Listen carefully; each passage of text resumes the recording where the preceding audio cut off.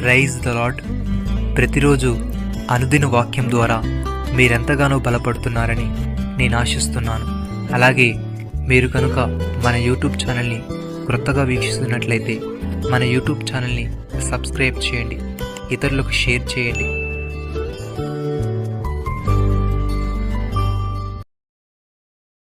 హృదయాలోచనలు మనుషులు వశము, చక్కని ప్రత్యుత్తరం ఇచ్చుటకు యెహోవా వలన కలుగును. సామెతల గ్రంథము 16వ అధ్యాయము 1వ వచనము.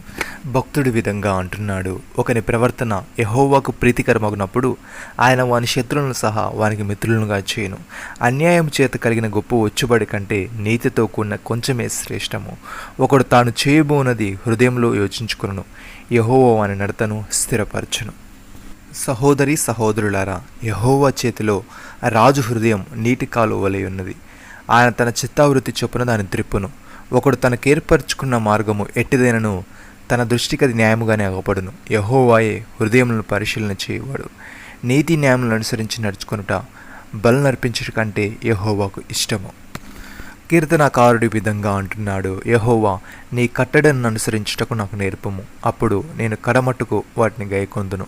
నీ ధర్మశాస్త్రమును అనుసరించుటకు నాకు బుద్ధి దయచేయము, అప్పుడు నా పూర్ణ హృదయముతో నేను దాని ప్రకారము నడుచుకుందును.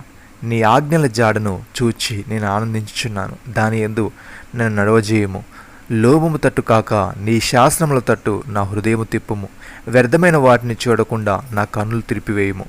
నీ మార్గములలో నడుచుకొనుటకు నన్ను బ్రతికింపుము అని. సహోదరి సహోదరులారా, మోసపోకుడి. శ్రేష్టమైన ప్రతివియు సంపూర్ణమైన ప్రతి వరమును పరసంబంధమైనదై జ్యోతిర్మయుడుకు తండ్రి యొద్ద నుండి వచ్చును. ఆయన యందు ఏ చంచలత్వమైనను గమనాగమనముల కలుగు ఏ ఛాయను లేదు. ఆయన తాను సృష్టించిన వాటిలో మనం ప్రథమ ఫలముగా ఉండునట్లు సత్యవాక్యం వలన మనం తన సంకల్పం ప్రకారము కనెను.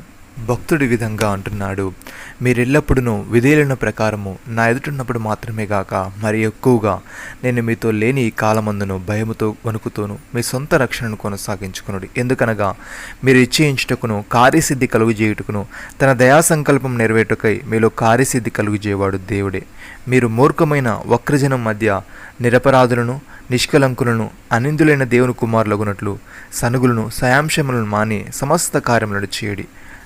అట్టి జనము మధ్యను మీరు జీవవాక్యమును చేత పట్టుకుని లోకమందు జ్యోతుల వలె కనబడుచున్నారు. అందువలన నేను వ్యర్థముగా పరిగెత్తలేదనియు నేను పడిన కష్టము నిష్ప్రయోజనము కాలేదనియు క్రీస్తు దినమున నాకు అతిశయం కారణము కలుగును. ప్రియమైన సహోదరి సహోదరులారా, మీరు ఈ సంగతి ఎరుగుదురు గనుక ప్రతి మనుషుడు వినుటకు వేగిరపడువాడును, మాట్లాడుటకు నిదానించువాడును, కోపించుటకు నిదానించువాడునై ఉండవలను. ఎందుకనగా నరుని కోపము దేవుని నీతిని నెరవేర్చదు. అందుచేత సమస్త కల్మషమును విర్రవేగు చిన్న దుష్టత్వమును మాని లోపల నాటబడిన మీ ఆత్మను రక్షించుటకు శక్తిగల వాక్యమును సాత్వికముతో అంగీకరించుడి.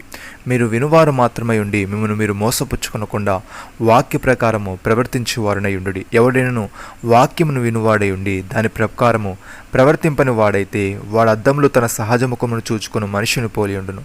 వాడు తను చూచుకొని అవతలికి పోయి తన ఎట్టివాడును వెంటనే మర్చిపోను కదా. అయితే స్వాతంత్రం ఇచ్చిన నియమము సంపూర్ణమైన నియమంలో తేరిచూచి నిలకడగా ఉండువాడెవడో వాడు విను మరచువాడు కాక క్రియను చేయువాడై తన క్రియలో ధన్యుడగును. నమ్మిన వారు నాతో కలిసి ప్రార్థనలో ఏకీభవించండి.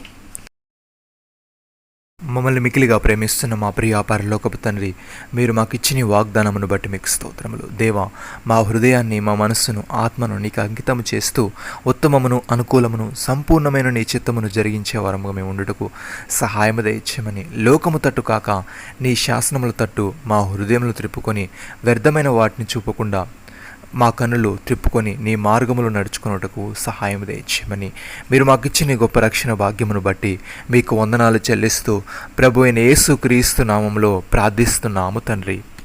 ఆమేన్.